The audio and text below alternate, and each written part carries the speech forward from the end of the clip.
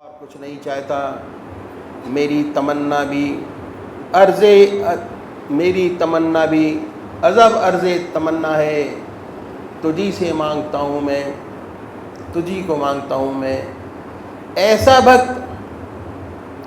भक्त वही पार जाएगा, वही संसार के पार जाएगा, वही जीवन का सच्चा लक्ष्य पूरा कर सकेगा।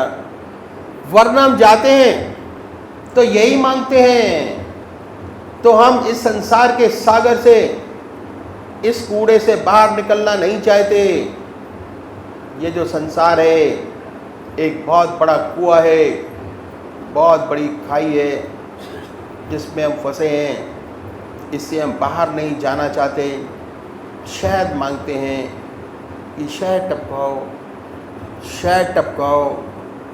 प्रभु और अच्छा, और धन, और पोजीशन, और मान, और बढ़ाई, यही परमात्मा से चाहते हैं, यही मांगते हैं। और कभी कभी जब शहद की मक्खियाँ बिगड़ जाती हैं, काटती हैं, ग्रस्त में कभी कभी कोई तकलीफ़ आ जाती है, कोई सगा संबंधी चला गया जो बहुत नज़दीकी था, तो रोते हैं, चिल्लाते हैं, चीखते हैं, लेकिन कुछ दिनों के बाद फिर शांत हो जाते हैं। फिर वही परमात्मा से शहद मांगते हैं।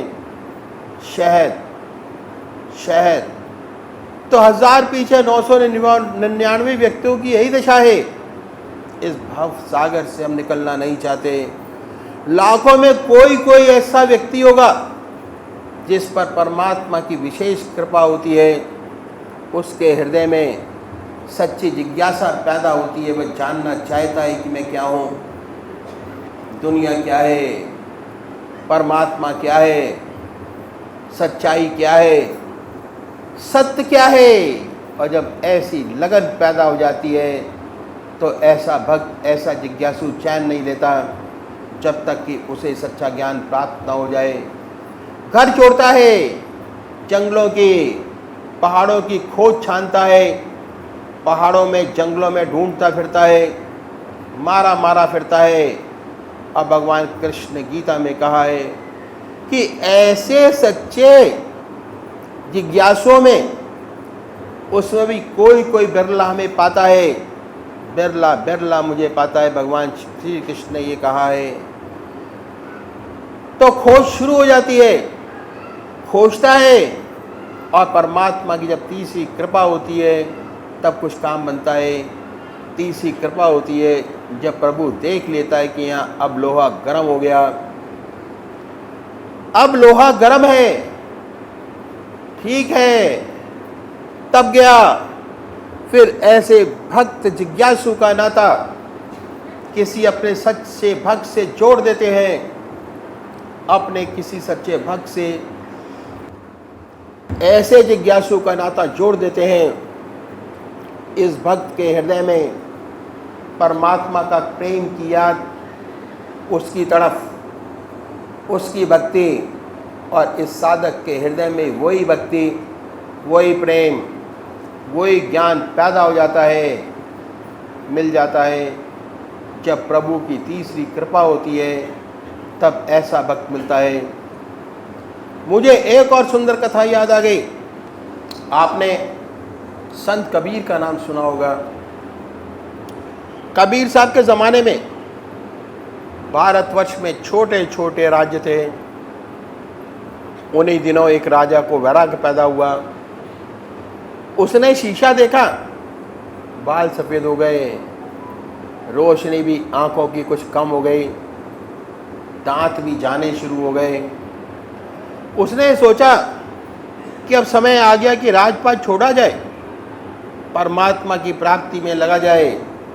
ऐसा विचार करके प्रभु की प्राप्ति की जिज्ञासा पैदा हुई और उसने राजपाट छोड़ के अपने बड़े पुत्र को राजपाट सौंपा। स्वयं और एक कंबल कमंडल लेकर परमात्मा की प्राप्ति, रूहानियत की खोज में निकल पड़ा। और जैसा हम लोगों का विश्वास है कि हिमालय पर्वत में बड़े ऊंचे ऊंचे संत महात्मा हुए हैं और रहते हैं, उसी विश्वास के साथ ये राजा भी हिमालय की तरफ कूच करिया, हरिद्वार, ऋषिकेश, लक्ष्मण झूला और ऊपर पहुंचा और इसे एक ऐसा ऊंचा सुंदर स्थान मिला जिसके पास में थोड़ी दूर पर एक छोटी सी बस्ती थी लोगों की। और ये स्थान अलग था, गंगा का किनारा था। जब चाहे गंगा जल ले सके।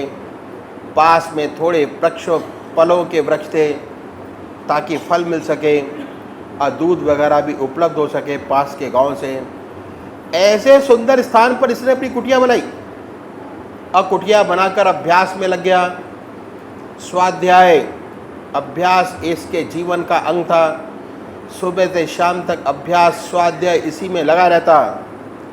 धीरे धीरे जब वर्ष बीत गए तो उसकी ख्याति हुई कि भाई यहाँ एक बड़ा महात्मा है, सिवा परमात्मा के नाम के और दूसरा कोई काम उसके पास नहीं, अपने में ही मस्त रहता है, ईश्वर की याद में लगा रहता है, अभ्यास में और प्रभु की चर्चा में उसका जीवन बीतने लगा। धीरे धीरे इसकी ख्याति हो गई। परमात्मा ने सोचा, भगवान ने सोचा कि साधक को कुछ आगे बढ़ाना चाहिए, अभी और तरक्की करनी चाहिए। तो क्या हुआ कि हिमालय प्रदेश के राजा को रात को स्वप्न हुआ। स्वप्न में देवी के दर्शन हुए। राजा की देवी स्त्री, देवी ने दर्शन देकर कहा कि देख, तेरे राज में एक बड़ा मऊचा महात्मा साधना कर रहा है और तूने आज तक उसकी कोई चिंता नहीं की, उसका हाल चाल मालूम नहीं किया। मेरी आज्ञा है तू जा उस महात्मा का हाल चाल ले और 9 तोड़े 9 लाख के सोने के उसको भेंट में दे। स्वप्न में राजा ने पूछा कि हे देवी, मैं कैसे पहचानूंगा कि वही महात्मा है? देवी बोली, देख। उसके बाद सीन बदला। उस महात्मा के दर्शन हुए, उसकी झोपड़ी के दर्शन हुए, उस स्थान के दर्शन हुए। बोली, देख ये है महात्मा। उसके बाद राजा की आंख खुल गई। उसे बड़ा अचंभा हुआ कि अजीब स्वप्न मैंने देखा, लेकिन माँ ने स्वप्न में कहा तो इसको पूरा करना चाहिए। ऐसा कहकर उसने अपने दरबारियों को बुलाया और सलाह मशवरा किया कि ऐसा स्वप्न उसने देखा है। मैं जानना चाहता हूँ कि वास्तव में कोई ऐसा व्यक्ति है, यहाँ ऐसा महात्मा है कोई हमारे राज्य में जिसकी ऐसी ऊंची साधना हो, अच्छा मालूम हो, ऊंची साधना हो, अच्छा मालूम हो, करना चाहिए। खुफिया द्वारा बताया गया तो मालूम हुआ कि हाँ, एक ऐसा महात्मा है, गंगा के किनारे उसका स्थान है, वह बड़े अच्छे, आप उनके दर्शन कर लें, शायद वही हों। राजा अपने मंत्रियों को लेकर 9 लाख के 9 तोड़े वहाँ पहुँचा और वहाँ जाकर देखा तो क्या कि ये तो वही महात्मा है जिसमें देवी माँ ने उन्हें स्वप्न में दिखाया था। बड़ी प्रसन्नता हुई। देवी की बात बड़ी सत्य हुई। उन्होंने जाकर महात्मा जी को साष्टांग दंडवत प्रणाम किया और उसके बाद 9 लाख के 9 तोड़े थाल में रखकर उठाकर उसके सामने रख दिए। जब महात्मा जी ने देखा तो बोले, भाई ऐसा है कि मुझे इनकी आवश्यकता नहीं है, मुझे इनकी आवश्यकता नहीं है, मैं तो राजा हूँ, बहुत से तोड़े देखे हैं, ये सब मैं छोड़ के आया हूँ, मैंने अपने लड़के को राज सिंहासन देकर छोड़कर चला आया हूँ, मुझे इनकी ज़रूरत नहीं है, आप इन्हें यहाँ से ले जाइए, मैं नहीं लूँगा। राजा बड़ी परेशानी में पड़ा कि माता का हुक्म था, आज्ञा थी, ये महात्मा तो लेता नहीं, क्या करें। उन्होंने अपने मंत्रियों से सलाह की। मंत्री ने कहा कि महाराज जिद मत करिए, इनकी कुटिया के दरवाजे पे छोड़ आइए, ले लें तो लें, ना ले तो लें, आप इनके दरवाजे पर छोड़ के चले आइए। उन्होंने ऐसा ही किया। उन्होंने कहा ये जो सड़क है ये तो सरकारी है, ये ज़मीन भी आपकी अपनी है, आप तो राजा हैं, आप इनके दरवाजे पर रख कर चले जाइए। 9 लाख के 9 तोड़े दरवाजे पर रखे और राजा मंत्री सब चले गए। अब जब भी ये महात्मा बाहर निकलते, तोड़ों पर निगाह पड़ती, शौच जाते, फल इकट्ठा करने के लिए निकलते, किसी भी कारणवश बाहर निकलते, उन तोड़ों पर उसकी निगाह पड़ती।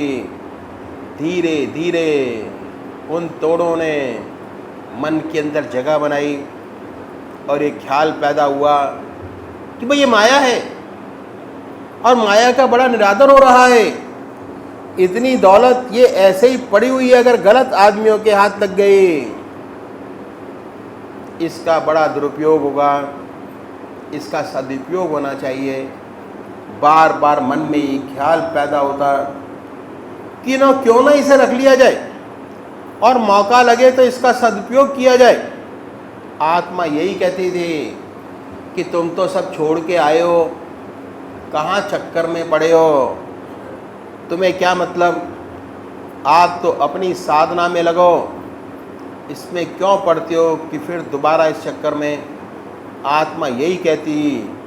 धीरे धीरे समय निकला, मन और आत्मा की लड़ाई होती रही और 15-20 दिन के रोज बाद मन की जीत हो गई और मन ने कहा कि सब तो नहीं, एक निकाल कर रख लो। महात्मा और संत कोई भी आए उसकी सेवा में काम आएगा। एक उठाया, रखे कहाँ, अपना आसन हटाया, रेत हटाई और उस रेत में दबा दिया, उसके ऊपर से फिर आसन बिछा लिया। उसके अगले रोज़ राजा को फिर देवी ने स्वप्न दिया, दर्शन दिए और कहा कि देवी देखो, तेरी माया का बड़ा अपमान हो रहा है, वह साधु तो लेता नहीं, अगर किसी गलत आदमी के हाथ में लग गई तो उसका दुरुपयोग होगा, इसलिए अब जाइए और उन तोड़ों को एक एक अशर्फी गिन के ले आइए, एक भी अशर्फी छूटनी नहीं चाहिए।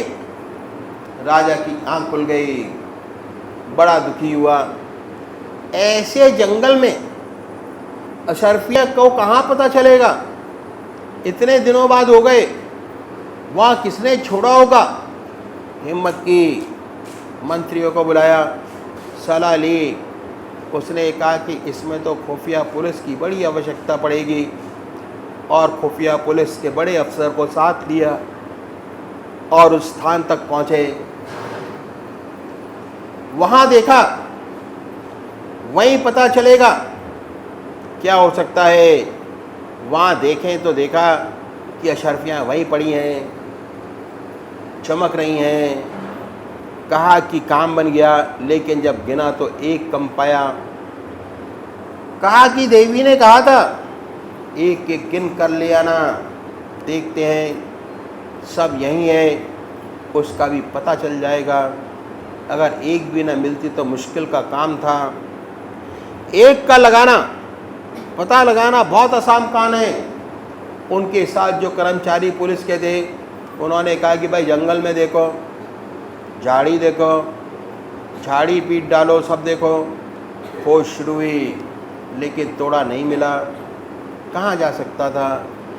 यही सोच रहे थे कि किसी जानवर वानवर के पैर में लगकर चला गया होगा, कहीं झाड़ी वाड़ी में पड़ा होगा। फिर देखा, फिर उन्होंने महात्मा जी कुटिया का छप्पर देखा, यहाँ पर किसी जानवर ने डाल दिया हो, मगर पता ना चला, थक गए। जब पहली बार ये लोग गए थे तो राजा ने बड़ा लंबा चौड़ा दंडवत प्रणाम किया था। अब की बार तो तोड़ा गिनने में लग गए, महात्मा जी को इग्नोर कर दिया, तोड़ा गिनने में लगे। और ये नहीं, जब तोड़ा नहीं मिला निराश हो गए, चलते हुए महात्मा जी के पास आए और महात्मा जी से कहा कि महाराज यहाँ 9 तोड़े थे, 8 रह गए, 1 कहाँ चला गया। तो महात्मा जी ने पहली बार कहा था कि हमें तो तोड़ों को क्या लेना देना, ऐसे तोड़े हजारों छोड़ कर आए हैं, अब कैसे कहें कि एक दिन हमने रख लिया, ये तो बड़ी मान हानि हो जाएगी।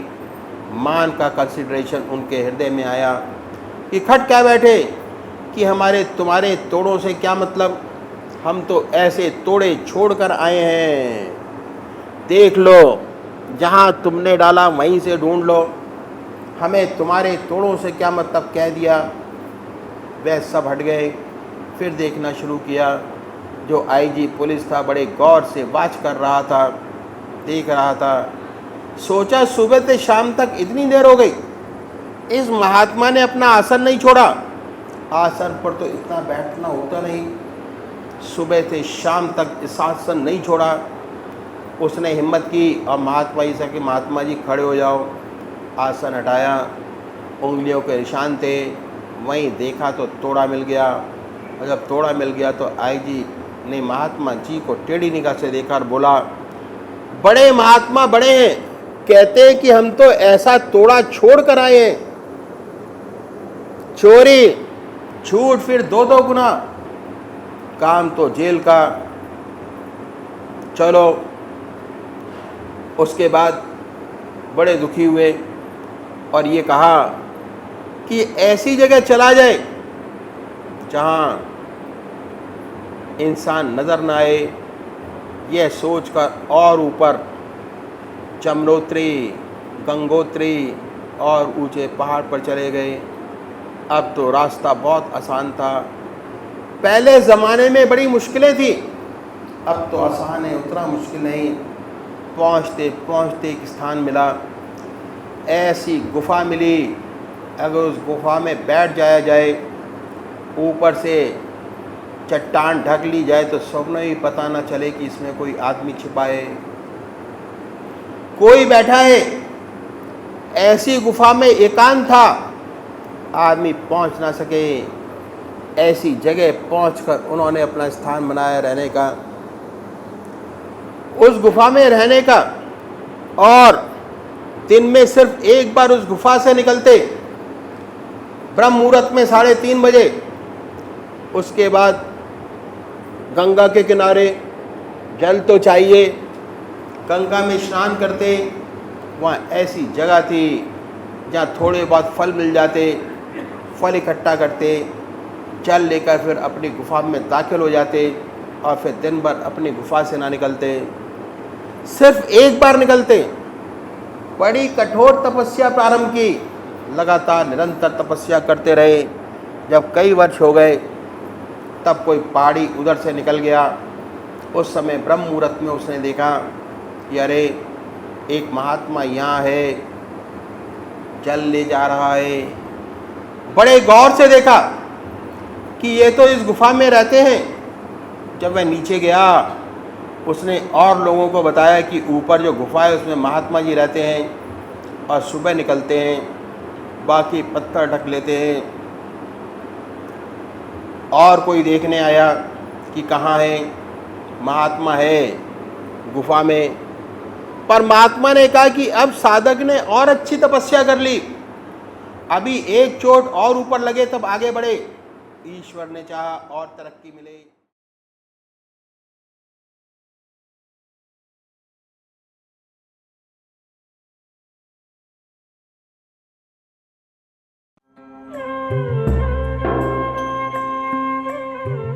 ध्यान योग के कार्यक्रम आनंद योग से निशुल्क जुड़ने के लिए संपर्क करें 9810239677।